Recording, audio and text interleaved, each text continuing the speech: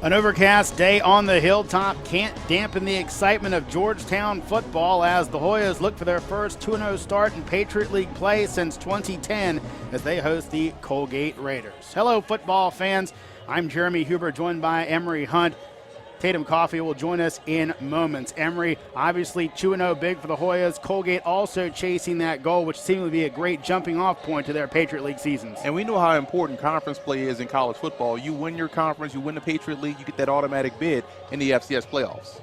And obviously both teams will be looking for that today to go ahead and stay unbeaten. Let's go ahead and take a look at our keys to the game for the Colgate Raiders. Well, the third down defense has to excel. We saw this last week versus Princeton. They couldn't get off the field. If they can't do that versus Georgetown, they'll struggle. And they have to play above the rim. They have some big wide receivers on the outside. Great matchup on the flanks. And if they can play above the rim, going up top to get those footballs, the passing game could definitely have success. And I say make it a track meet. You have to play fast, up-tempo, speed it up to slow it down, control the pace. And if they do that, they can come away victorious. On the misplay between Melville and the running back. Pass out in the flat. DeSico is going to get the completion, but he's going to be short of the first down, and what a defensive play by Colgate. Excellent play by Colgate, making those tackles in space like we've talked about the entire broadcast. And that was a great play design. The nice rub route right there. The ball has to come out a little bit quicker, but it was a little sloppy in transition as far as the route is concerned, and that caused the defensive back to be able to catch up and make that play. The Legacy Bowl between the Bridgewater State Bears and the Carnegie Mellon Tartans. Seth Cantor joined by my broadcast partner Emory Hunt. At Emory, first meeting between the schools, but very intriguing, two high-powered offenses. And so we should expect a lot of points being scored in this ball game, something that we haven't had so far throughout the week of these bowl championships.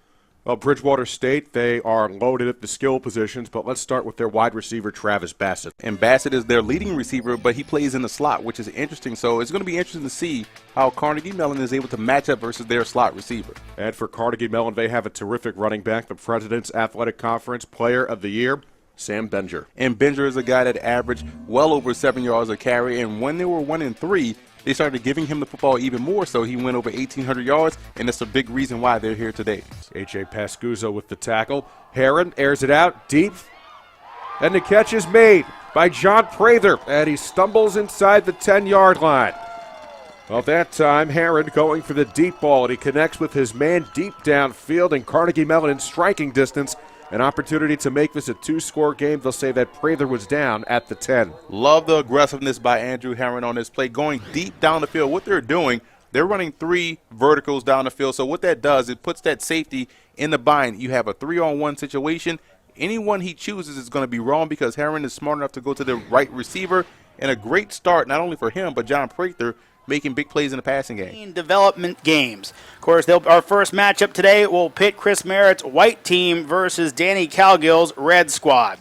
Hi, football fans. I'm Jeremy Huber, joined by my broadcast partner for today, Emory Hunt. And Emory, of course, folks tuning into this matchup, maybe not knowing exactly what it is when we come to these games. Basically, it's the last step before these kids can make the U.S. national team. And this is a great opportunity for these guys to showcase their skill set in front of a bunch of coaches, a bunch of other players, guys across the country to get to that USA team that's going to play next year in Texas. To see even games here right now, the Red Squad definitely kind of getting the better of this matchup. Offensive line, defensive line, and you see right here, look at the top of the screen. As a corner, you have to understand the situation and where you are on the field. If the receiver comes all the way out to almost the bottom of the numbers to the hash, you know he's not going outside. You want to cheat in a little bit. That way you have the sideline as your friend.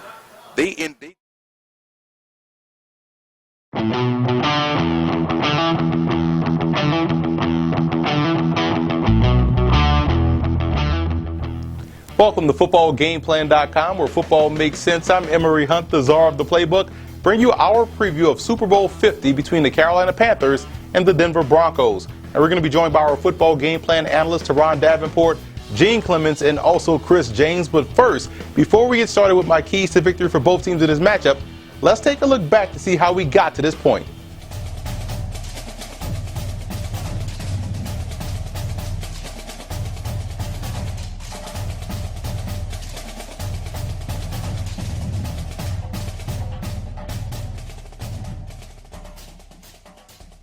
Welcome to Football Game Plan's FCS Kickoff presented by the Connecticut School of Broadcasting. I'm Emory Hunt, the czar of the playbook here in Hasbrook Heights, New Jersey. Also, don't forget to follow us on all of our social media accounts, as you see right there in the graphic. And this week, as a majority of the spring practices have ended, we'll take a look at some of the sleeper teams that you want to watch for in 2016. Also, we'll take a look back at the recruiting trail to see how well these teams recruited this past offseason. As a matter of fact, let's get things kicked off with our recruiting roundup, starting in the Missouri Valley Conference.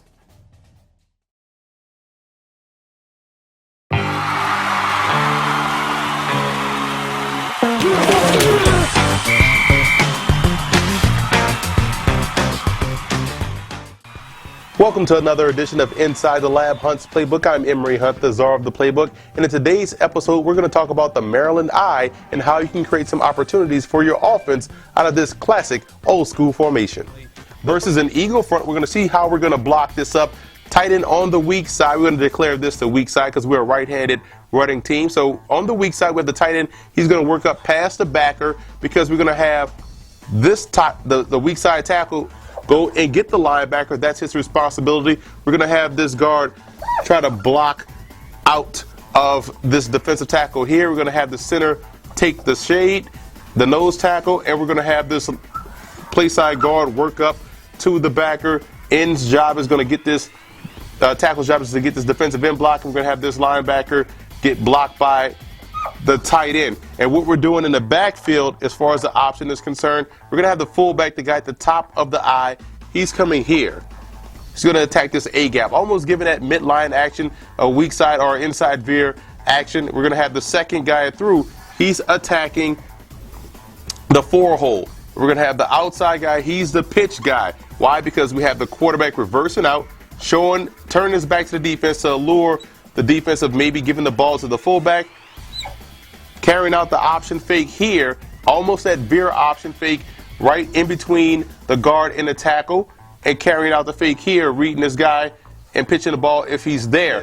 Three guys to the dive guy and still be in great position to stop the quarterback and the pitch with two guys on the alley. And we're going to show you right here. See how he aligned it versus an option attack out of the I formation.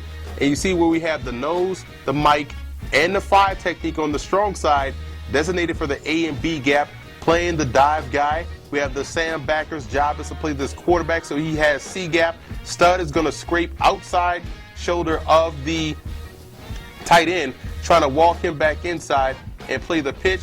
And just in case this guy gets beat by the tailback, we have the cornerback playing the alley defender and a free safety protecting both guys so they can even be extra aggressive in trying to stop the pitch man. But you have your quarterback covered by the Sam, your Mike, nose, and 5 technique to the strong side, are responsible for the dive guy, which is great because now the matchups favor the defense coming.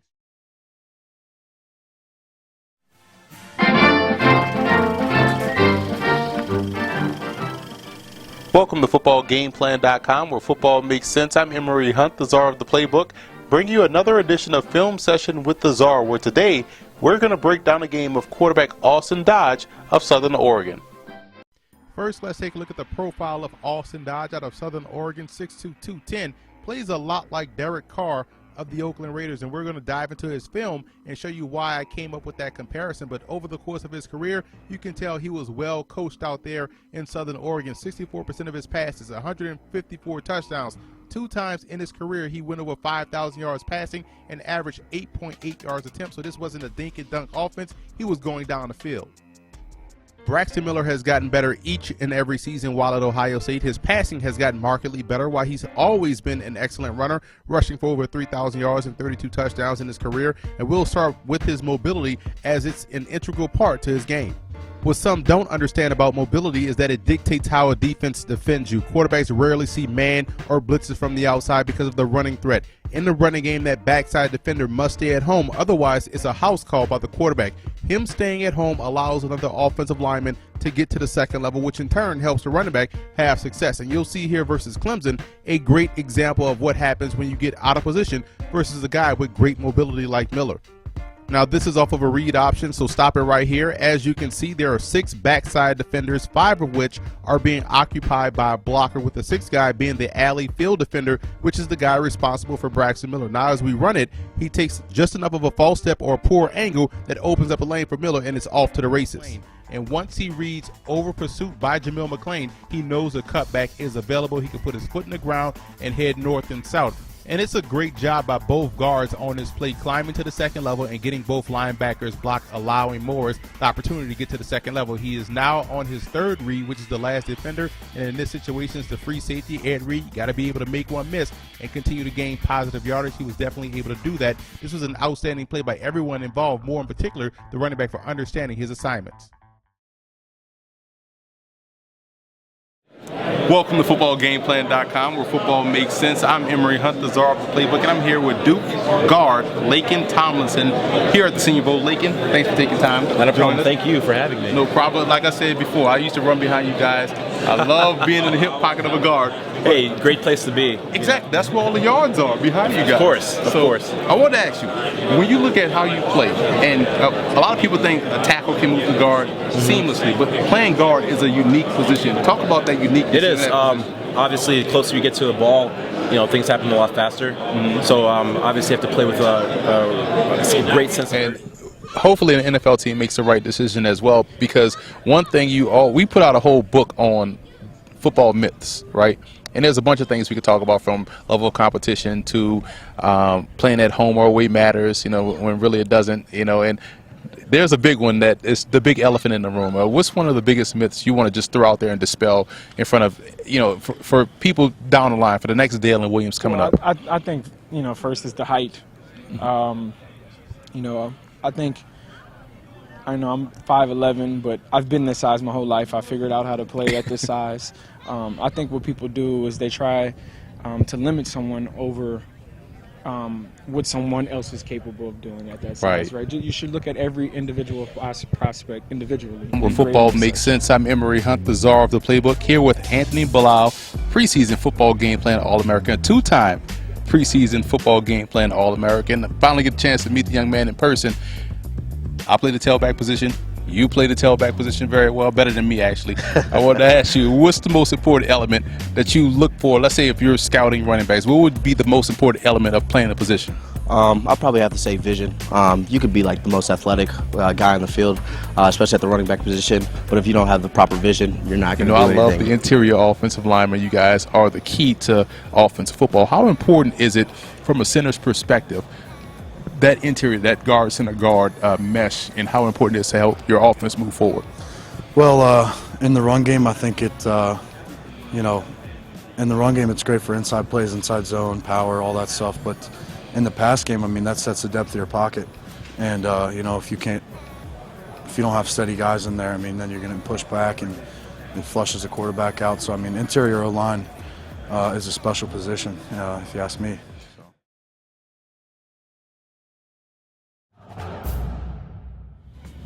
Welcome to footballgameplan.com, where football makes sense. I'm Emory Hunt, the czar of the playbook, and welcome to another edition of Talking Ball with the Czar. And I'm here at the University of Chicago with head coach Chris Wilkerson. Coach, thanks for having me. Thanks for having me. No problem. And right off the bat, Coach, a lot of great history here at the University of Chicago. Big Ten championships, the first Heisman Trophy winner, Amos Alonzo Stagg. Now, that was back prior to, the modern era. But how are you trying to restore that same type of mentality, that same type of aura around this program now, albeit different circumstances? Sure, Emory. Well, thanks again for having me. Biggest thing, we do sell as a point of separation, as the kids are going through the recruiting process. What's a point of separation for the University of Chicago from an athletic standpoint? And obviously, tradition is a big part of our athletic history.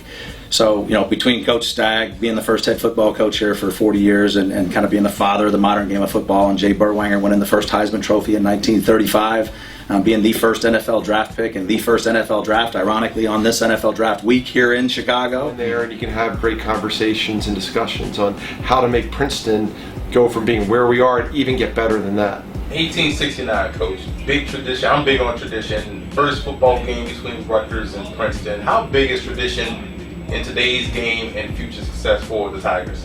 I think it's, and I think anybody in our professions, growing up, my dad was a high school football coach, and the first thing he did was read the newspaper. And every morning, he would get every paper, cut out the articles. So I've grown up with just loving, whether it was professional football, college football, but just absorbing myself into those traditions. So when I was here, it was amazing to get to meet Dick Kazmaier or shake the hand of Cosmo Iacovazzi. And now, with Cosmo, the 1964 team was undefeated 50 years ago, and we're going to celebrate that this year. As a running back, I got to ask these questions first. So, are we going to do any pass protection? Oh, we can talk to pass protection. I think that's something that's extremely important. So we have to get the pass pro in, and we have to get that going. Dang! All right, well, let's get cool. We've done a great job over the last couple years of getting the ball on the edge, and as much as we like to do the stretch scheme, this pin and pull scheme has really been good for us, and it allows us to take advantage of angles. All right, Coach, now we're in the red zone. Time to put the ball in the end zone. What we got drawn up here? Sure. As you know, most teams like to do what in the red zone. They like to play man-to-man. Right. Okay, but before we call this play, we're going to make a check to make sure we're getting man-to-man actually inside the red zone. So what we're going to do is we're going to make what we call Bazooka 6 check. Okay, and how it's going to work, okay, is we're going to bring this guy what we call yo-yo motion. Okay, if we get any movement from the corner, okay, and he moves with this guy, he's going to continue to flash across the field. Okay.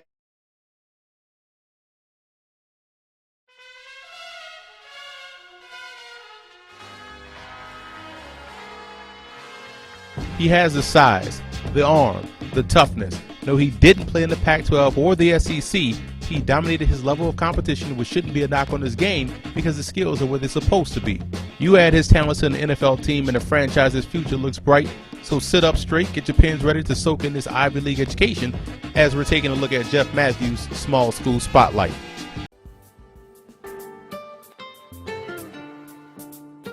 Ever since you were a kid, you had it all planned out. You go to a big-time program, win a Heisman Trophy, and dominate as a rookie in the National Football League. Oh wait, let's back that up. Maybe you go to a small school, dominate there, and then go on to dominate as a rookie in the National Football League. But it ain't that easy. First, you have to be a standout in college. Then you have to be a standout in the All-Star games. Then there's the Combine, your biggest interview yet. Then there's your personal interview called your Pro Day, and you can't slip up there. So before you even think about getting here, you better make sure you get here. It's a lot more difficult than you originally thought, huh? But there's hope, because if you handled your business here, you'll definitely get a call and a jersey, meet the commissioner, and be well on your way to realizing your dream just like you planned it as a kid. Gotta get away, gotta get away, gotta get away. Can't get no rest. Work all day. You'd think a guy that runs with power, balance, and grace would get more notoriety, but then again, we wouldn't be up in here talking about him in the first place. And in this case, a red Corvette has taken shape metaphorically in the form of a 5'10", 225-pound running back out of the Cumberlands, who has compiled over 4,400 yards at 7 yards per carry. But why haven't you heard of this guy that has 53 career rushing touchdowns? That doesn't seem right. Well, that's why we're here today to bring you Terrence Cobb's Small College Spotlight.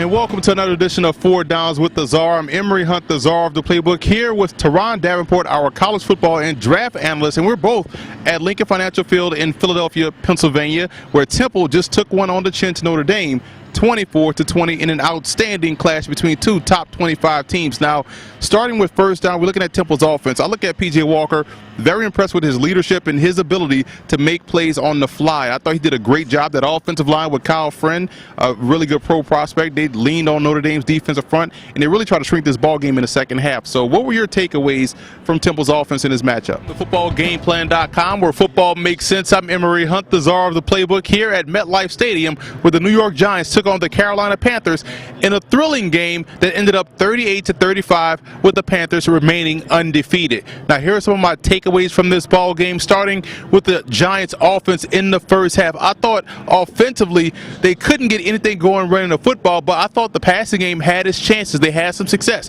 Odell Beckham dropped a wide open touchdown pass that could have broken this game open.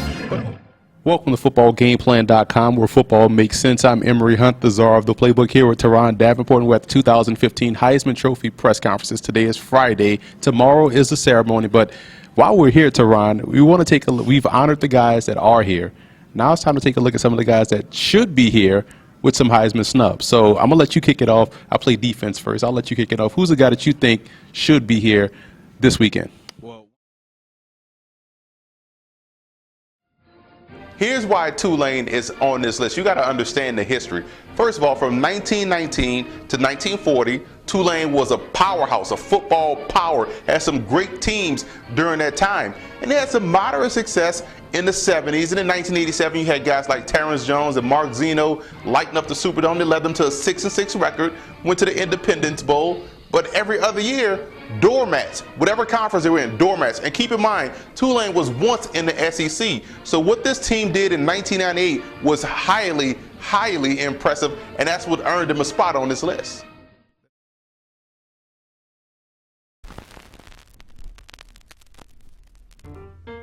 Focus is when you have a goal in mind that you work extremely hard to achieve it. Those 5 a.m. workouts in 40-degree weather when it's just you, the road, and that goal you're trying to reach.